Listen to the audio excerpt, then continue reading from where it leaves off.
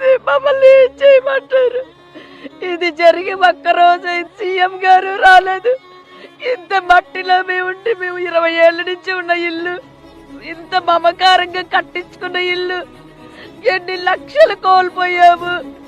కొనేటప్పుడు 50 లక్షలు పెట్టి కొనుక్కున్నాం, 50 లక్షలు కట్టుబడి ఖర్చు పెట్టాము. ఏమీ లేదు, పట్టేసేసారు. ఎందుకు ఇలాగా?